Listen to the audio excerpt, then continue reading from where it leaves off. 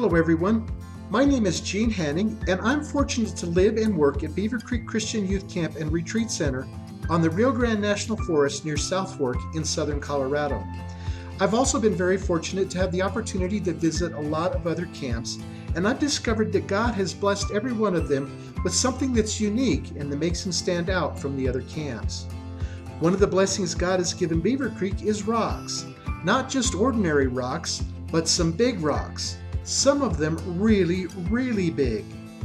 Most of the rocks are sort of rounded and are sitting right on top of the ground or are only partially buried. And most of them were brought to Beaver Creek from somewhere else. Known as glacial erratics, our rocks and boulders were dragged, pushed, tumbled, and slid as moving ice from glaciers carried them along. All of the tumbling and grinding smoothed the edges and rounded corners. When the glaciers melted, the rocks were left many miles from where they were originally picked up. Many times they were deposited on bare bedrock because the glaciers had scoured away all the soil above the bedrock. Here at Beaver Creek, campers enjoy playing on the rocks, and staff often incorporates them into camp programs. Campers and retreat guests also enjoy having their pictures taken on or near the rocks.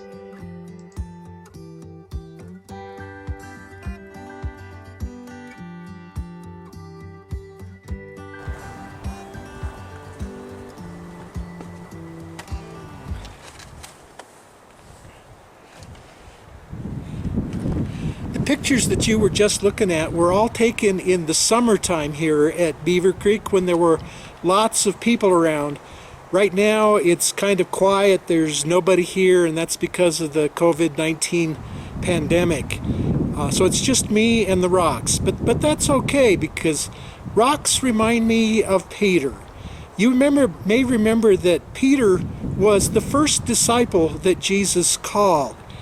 And the reason that rocks remind me of Peter is that Peter translates to rock. In fact, we're told that in the Bible, Peter's original name was Simon. But Andrew took Peter to see Jesus. The Bible tells us in John 1:41 through 42, Andrew first found his own brother Simon and said to him, "We have found the Messiah," which is translated Christ. Andrew led Simon to Jesus. Jesus looked at Simon and said, "You are Simon, son of John. You will be called Cephas," which is translated Peter. And Cephas and Peter both come from a word that actually translates to rock or stone. It's interesting also that the word Simon, the name Simon, comes from a word Simeon, which translates to he who listens to God. So this is pretty cool. He who listens to God is a rock. Matthew 4:18 through 20 says, Jesus was walking by the Sea of Galilee. He saw two brothers. They were Simon, his other name was Peter, and Andrew, his brother. They were putting a net into the sea, for they were fishermen. Jesus said to them, "Follow me. I will make you fishers of men." At once they left their nets and followed Jesus. Now it's interesting that Peter means rock, and when we think of rocks, we can think of all different kinds of things. The big ones that you may be able to see in the background around me and that you saw pictures of earlier on. And then there's all kinds of rocks that are kind of pretty. This nice blue one. This one's got a real shiny, kind of a lemony, limey green. Here's a purple one. This is actually amethyst. I have no idea what this is called, but it's kind of a blue-green or a green-blue. This is a rose quartz, kind of pink. This is another kind of quartz with some other things in it. You might be able to see some gold reflecting in that. That's fool's gold. And then we've got obsidian, a volcanic rock. But you know, I don't think that when Jesus selected Peter and called him the rock, that he was thinking about these pretty stones. In fact, when Jesus actually saw Peter the first time, or the second time, when they were fishing, and Jesus called him to be a fisherman, of men, probably Peter looked more like this, just kind of a plain, ugly kind of thing. He'd been out there fishing, he was scrubbing nets, probably not great looking and everything. So that wasn't why Jesus called him. In fact, I think instead that the reason Jesus called Peter is that he saw something that we normally wouldn't have seen.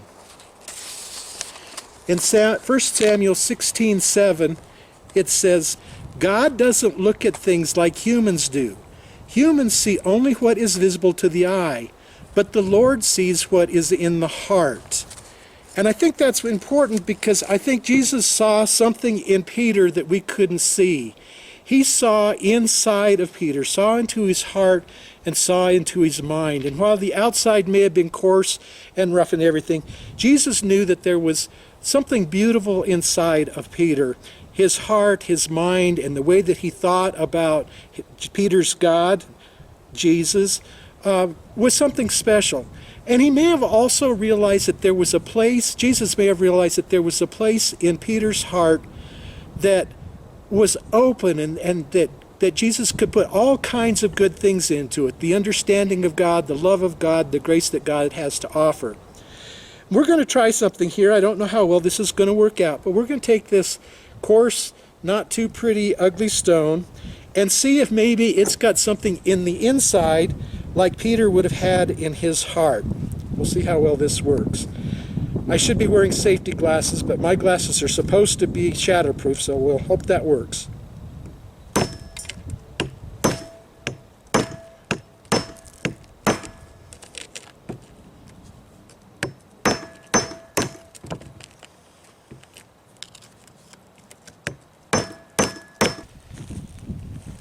So it's pretty obvious that what I was trying to do to break the rock wasn't going to work.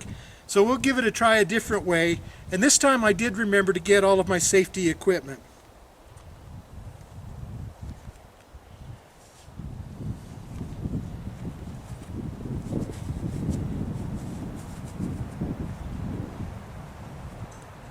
They say sometimes if it doesn't work, get a bigger hammer.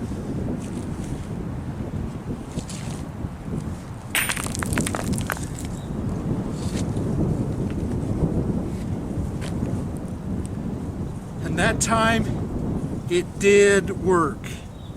I hope you can see that there's some really beautiful crystals in there, and there's also this big open empty space that Jesus could put all kinds of good things into, as if it was Peter's heart, Peter the rock, with a beautiful inside, even though his outside was rough and coarse, pretty inside with a space for Jesus to put all kinds of good things. I'll be back in just a minute to show you one other thing that I like about Peter and rocks.